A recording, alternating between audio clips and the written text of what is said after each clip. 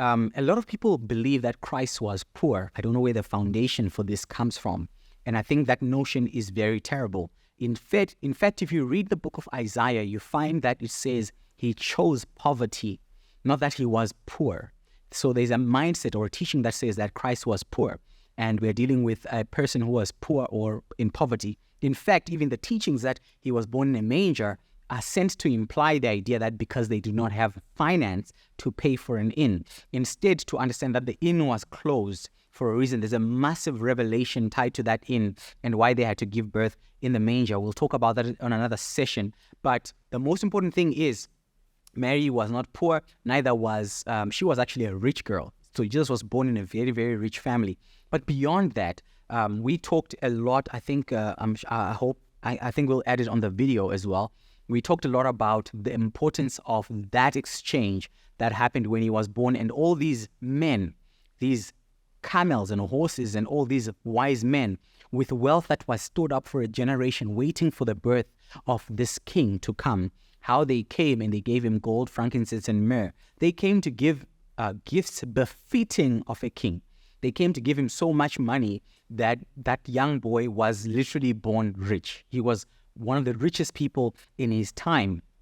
And we see that through the nature even of his journey with the disciples, that he did not lack. There was never need, there was never lack in his life. But this started first with his mother and his father. They were never poor. However, the misconception comes from the book of Luke chapter 1, and it reads then that my soul magnifies the Lord, and my spirit has rejoiced in God my Savior, for he has regarded the lowly state of his maidservant.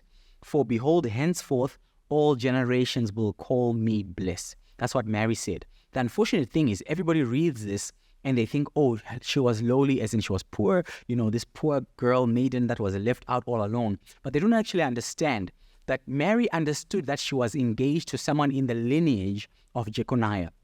And for that reason, she was miserable about it. That's one of those things where I know I'm going to get married to this person, but I don't like it.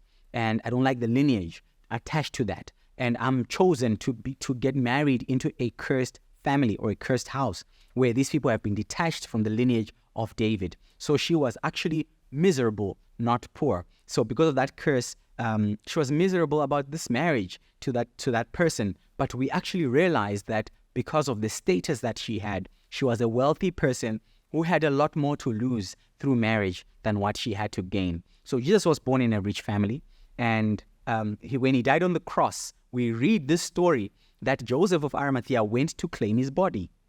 This is very significant, and the reason why this is significant is because, number one, we find that Joseph of Arimathea went to bury him in a tomb that's within the city. This was, he owned a graveyard close enough to Mount Olivet, which is one of the most expensive properties of his time. So you're talking about people that own real estate literally in the best part of real estate in town.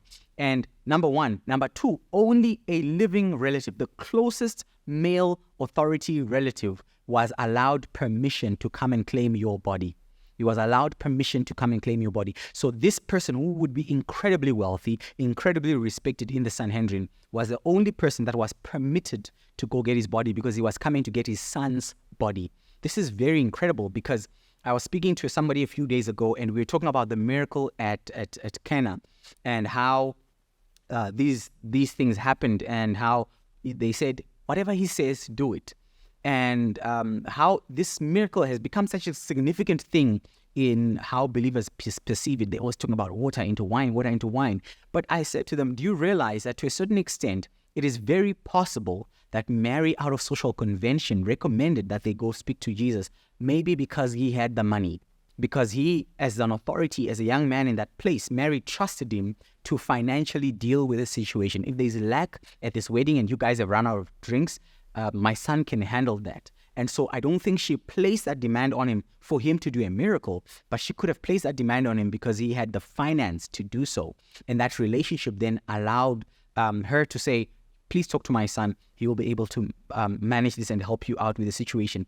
And now the miracle is a blessing because Christ then comes in and he does something phenomenal. But the blessing isn't even the fact that he did that. The blessing rather is that she's saying something great has come out of this. And even though the miracle happened, she recommended him because of the responsibility of the social event. And I was saying to them, it's important that we actually have a revelation of this. It's very important that we have a revelation of this.